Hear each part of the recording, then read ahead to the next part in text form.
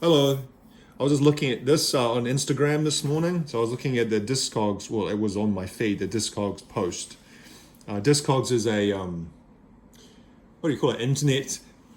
It's almost like a database of albums, or not even just albums, of releases, of physical media releases, cassette, record, LP, or CDs. And it shows all the different editions. Like, so for example, this album they're showing here, Blind Melon Soup.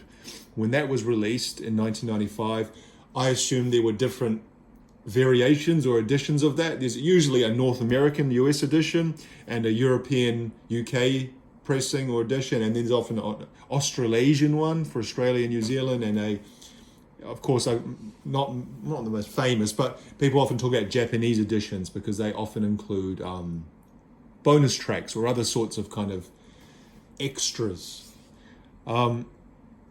But this is the most underrated albums of all time. And you think, well, that term underrated is kind of overused nowadays. People throw that around to talk about things that really aren't underrated. Like if you watch songs on YouTube and you look at the comments underneath, which probably isn't a good idea, but sometimes I do, and people just use the term for any song that they're watching. This is such an underrated song.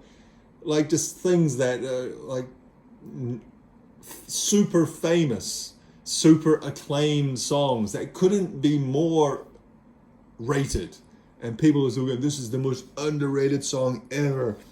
Fucking Let It Be by the Beatles or something like that. People are calling that underrated. So it's certainly an overused term, but I guess in this context, looking through this list, it's bands or artists that this release had less commercial success and maybe less critical acclaim, though not necessarily the critical acclaim, because look at some of them, I think they were actually very critically acclaimed at the time and now. But they certainly, well, maybe not certainly, I don't know for all of them, but I think they sold less than albums that came before or after. So obviously, this one here, the first one, Blind Melon Soup, came after was it their debut album? The one with the bee girl on the front. I've actually got it. The one that's got No Rain on it. And obviously No Rain was a huge hit in the video, and Tones of Home was relatively successful as well. And that album probably sold a few million copies just off the back of the No Rain video, probably. But Soup, for various reasons, didn't sell as well because it didn't have a hit like No Rain. It has got some brilliant songs on it.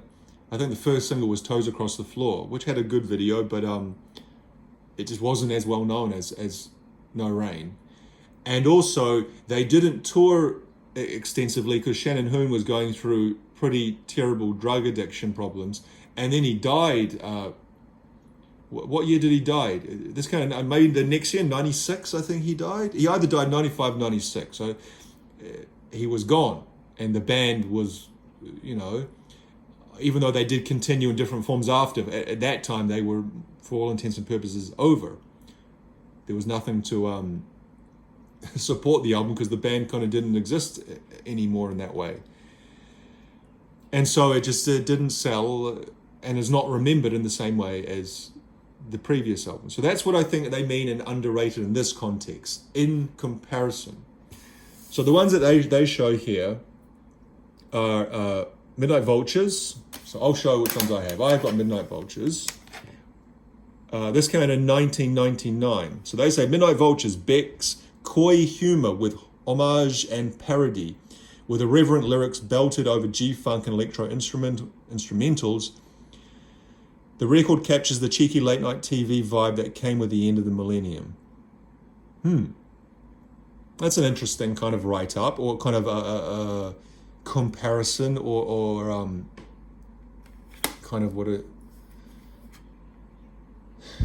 that to kind of talk about the end of the millennium, millennium. Because like I said, it came out in 99, and the album before this was, of course, Odelay. And Odelay was really his breakthrough. Well, no, sorry, that's not true. Loser on Mellow Gold was his breakthrough.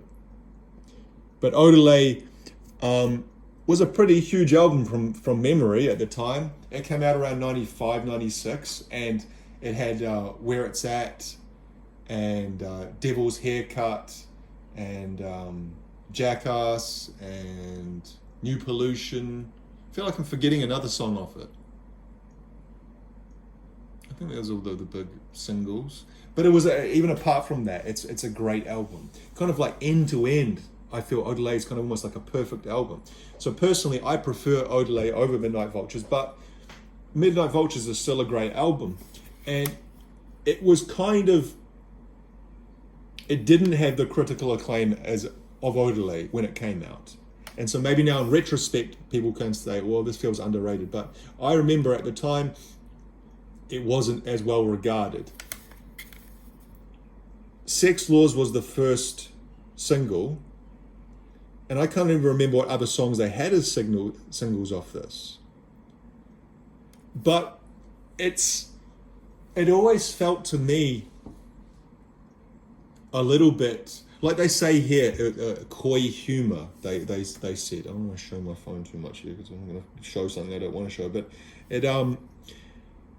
they said coy humor, homage and parody, and that's kind of how it felt like. And when artists do that, there's a danger of kind of veering into novelty album territory or comedy album, and so that you can't take the music seriously. It's almost like a Weird Al Yankovic album or something.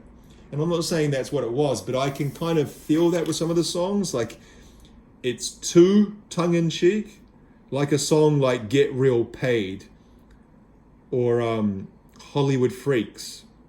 Both have this kind of like ultra sleazy / cheesy kind of 70s funk feel, and it's not genuine because 2 albums or 3 albums before this he was doing folk music, you know, on was it One Foot in the Grave, or was the Cold Brains? What's that one they did? I can't remember the ones that he did before Mellow Gold.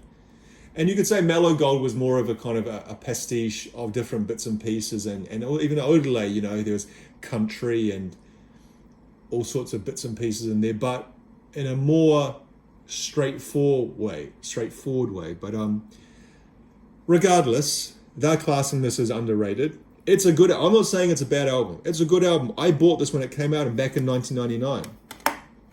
I was a big fan, and I still am a big fan. They go to number 4, Soup, which I've actually made a video about this album before, so I don't want to talk about it extensively.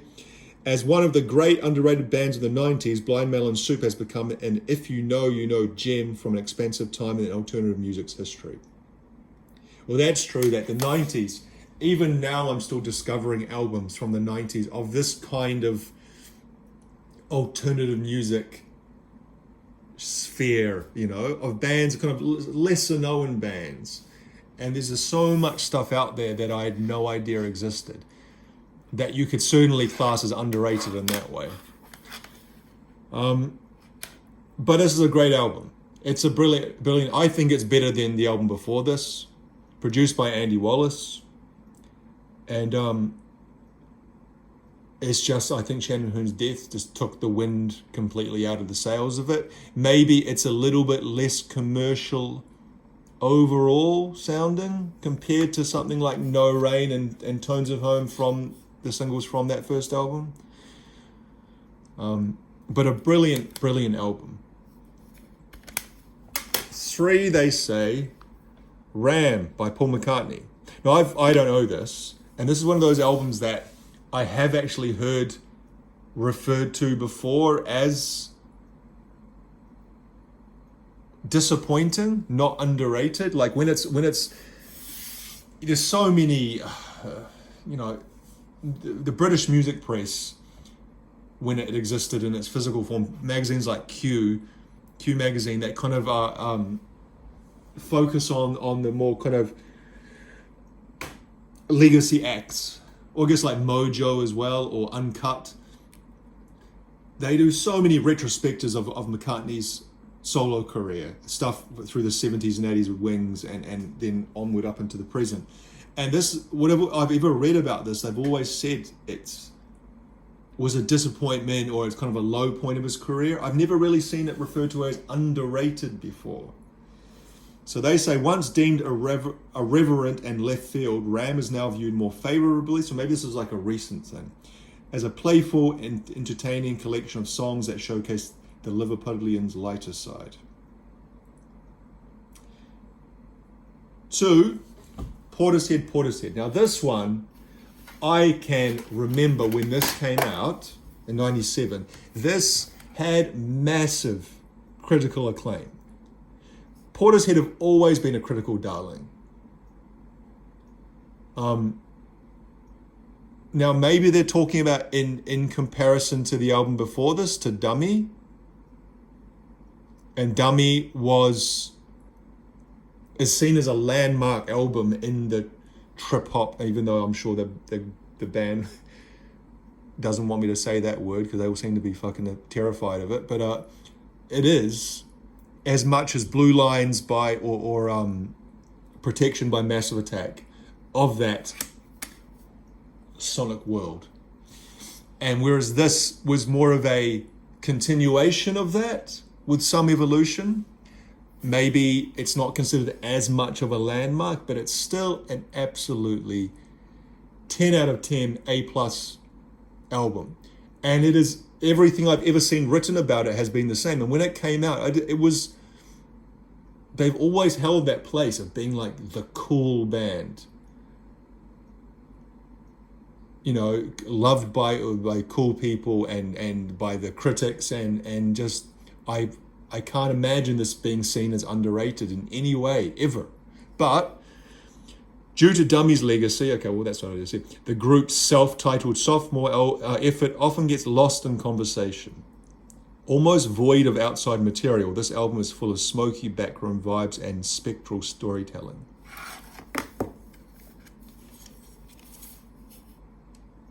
It's just, yeah, like I said, a 10 out of 10.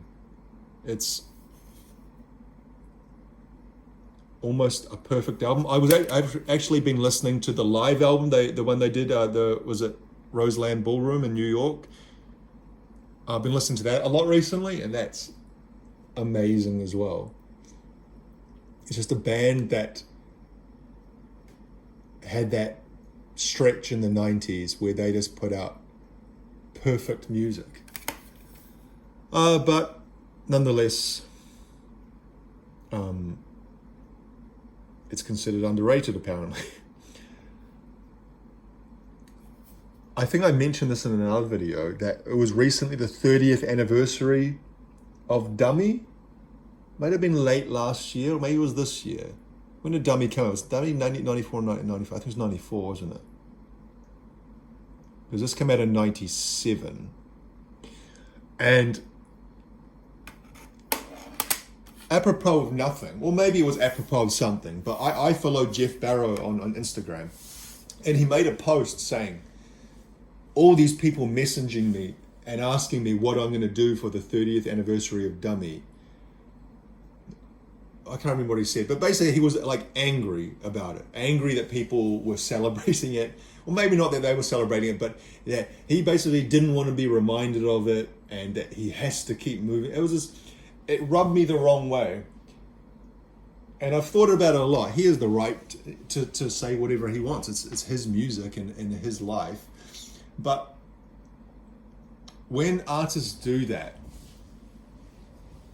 it's because that album is so beloved and so important in some people's lives that when they hear the person who created or had a part in creating it kind of like shit on it a little bit. He didn't say it was bad. He didn't comment on the music itself at all.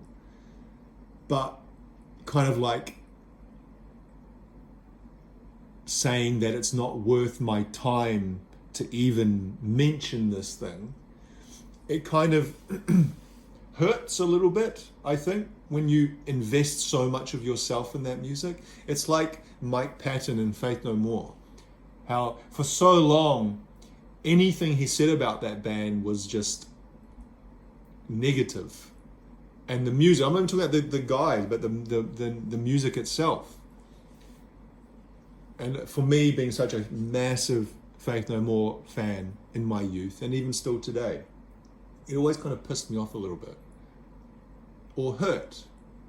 Because you think like this music is the soundtrack of my life, and you're kind of the conduit of these songs, and you know, really, who gives a shit? The music is the music, and how they feel about it shouldn't influence or affect me in any way whatsoever, but it does, because I'm human. Anyway, so that was that 2? What do you think's number 1? Yes, 2. Gil Scott-Heron, Pieces of a Man. I don't actually own this. I don't own any Gil Scott-Heron albums. On Gil Scott-Heron's studio debut, Pieces of a Man, he blends political awareness with soul, jazz, funk, and blues. Okay, I'll take your word for it. If we go to the Discogs, we can go to the link tree thing, and you can find the actual article, and they list more. Which one is it? No, that one.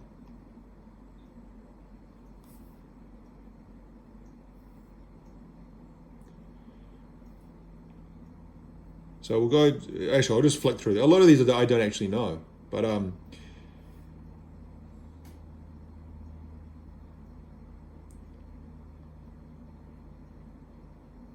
the Chameleons, Badfinger, Spoon, what's that, Songs Ohio?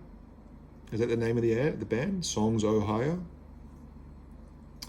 Grace Jones, MC5, Arcadia, Vivid by Living. Okay, I've got that album. Again, that's the one that's got Cult of Personality on it. Anyway.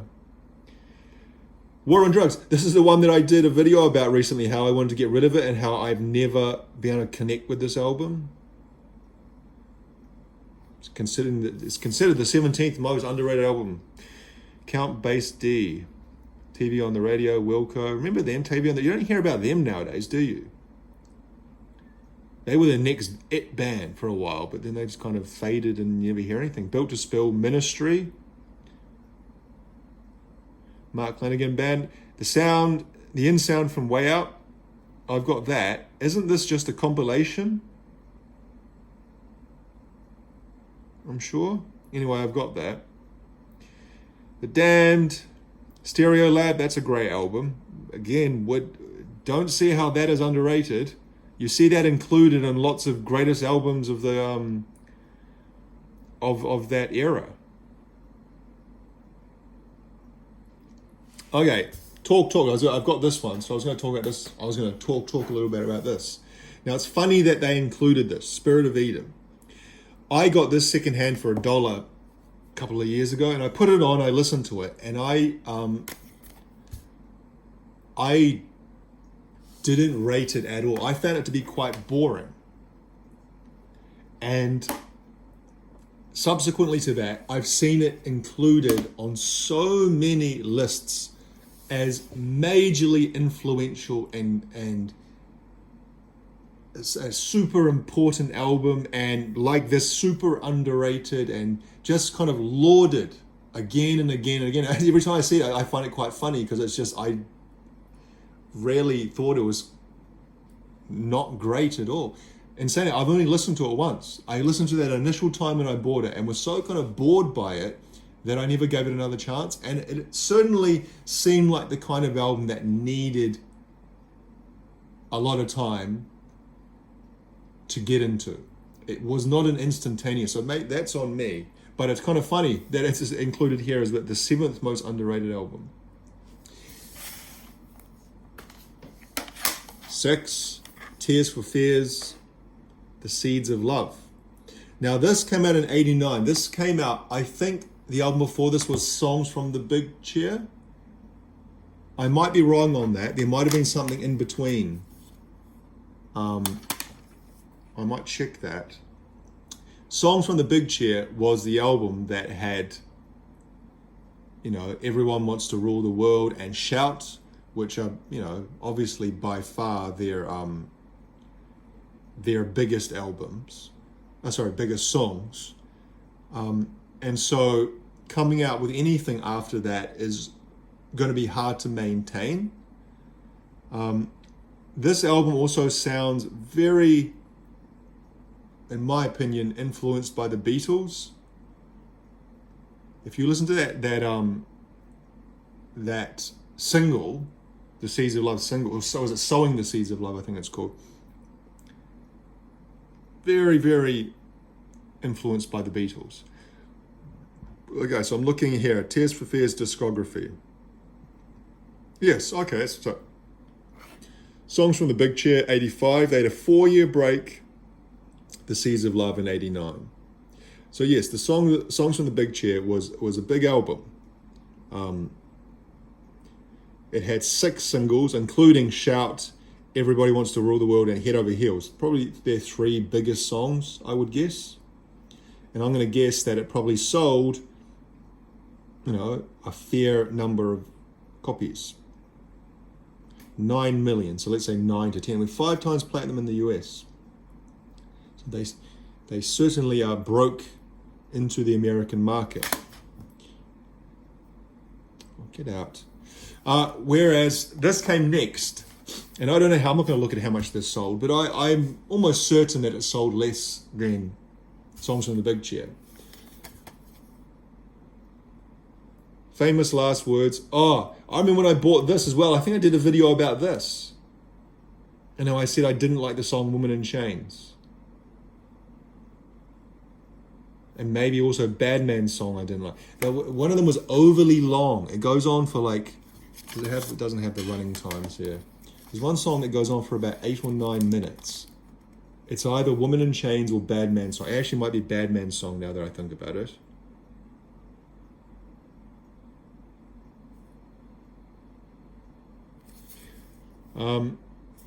That's Oleta Adams, and her vocals feature a lot, especially those first 2 songs.